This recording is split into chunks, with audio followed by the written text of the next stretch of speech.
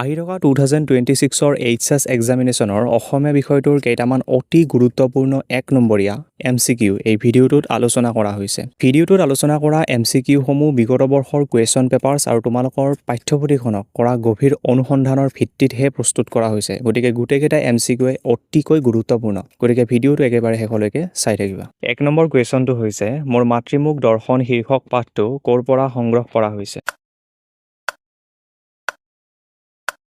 শুদ্ধ উত্তৰটো হৈছে ডক্টৰ নগেন শইকীয়া সম্পাদিত বেজবৰুৱা ৰচনাৱলী প্ৰথম খণ্ডৰ পৰা লোৱা হৈছে। ২ নম্বৰ কুৱেশ্যনটো হৈছে সম্বলপুৰ ভাৰতৰ কোনখন ৰাজ্যত অৱস্থিত?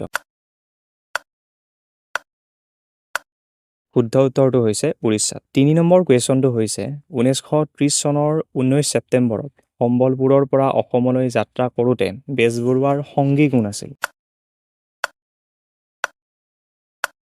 শুদ্ধ উত্তৰটো হৈছে তেওঁৰ সহধৰ্মিনী অৰ্থাৎ পত্নী আৰু সৰুতে কন্যা। ৪ নম্বৰ কুৱেশ্যনটো হৈছে অসমীয়া চুটিগল্পৰ জনক কোন?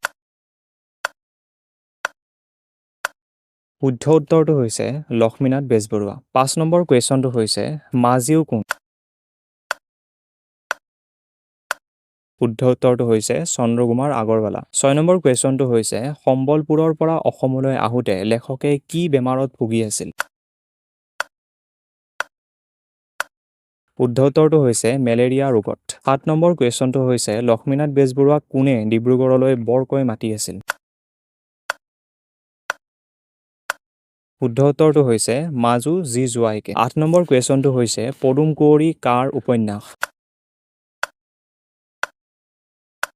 শুদ্ধ উত্তৰটো হৈছে লক্ষ্মীনাথ বেজবৰুৱা। ৯ নম্বৰ কুৱেশ্যনটো হৈছে লক্ষ্মীনাথ বেজবৰুৱাদেৱৰ আত্মজীৱনীখনৰ নাম কি? শুদ্ধ উত্তৰটো হৈছে মোৰ জীৱন সোঁৱৰণ। ১০ নম্বৰ কুৱেশ্যনটো হৈছে সাধুকথাৰ কুকি আৰু জোনবিৰি কাৰ চুটিগল্প?